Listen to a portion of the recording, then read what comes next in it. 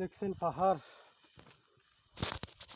এই যে একটা টাঙ্কি দেখছেন, এখানে নাকি তেলের খনি ছিল, এখানে নাকি তেল জমা রাখতো। এটা পটিয়া।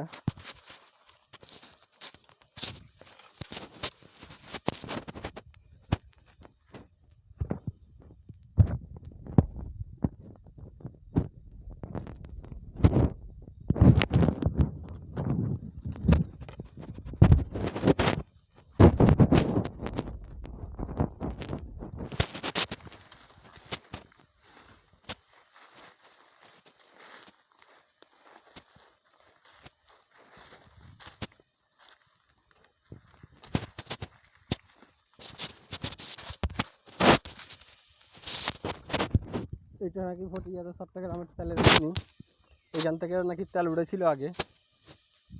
এই যে জায়গাটা কোনো কিছু হয় না, এমনি মরে যায়। এখানে ম্যাচ মারলে এগুলো আগুন ধরে, এগুলো মানে সীসা দিয়ে ঢালাই করে দিচ্ছে। এখানে মানুষ এখানে এসে আগুন ধরে। এই জায়গায় দেখানোর জন্য মূলত এত দূর থেকে আসলাম। এই দেখছেন এখানে এই পানির ভিতরে বুটবুট বুটবুট করে।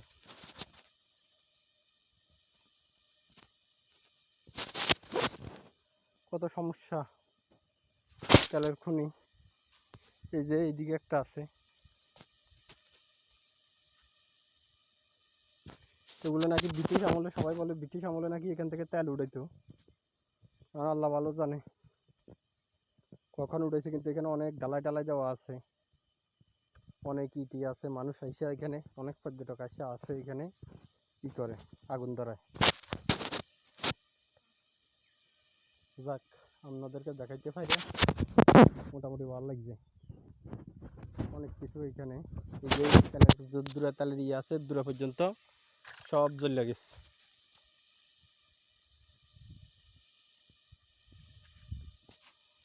এখানে পাশে দিয়ে আমার নদী গেছে, একটা খাল গেছে নদীর মতো। যাক, আশা আসলে আজকে এটা আপনাদেরকে দেখানো হয়েছে। আলহামদুলিল্লাহ, সবাই ভালো থাকবেন। তেলের খনি আর তেলের খনি, সরকার এগুলো উদ্যোগ নিয়ে চাইলে তার ভালো হয়, খারাপ হয় না। এখানে মানুষ টানুষ নাই, জনমানবহীন এলাকায় সরকার একটা উদ্যোগ নিতে পারে। ধন্যবাদ।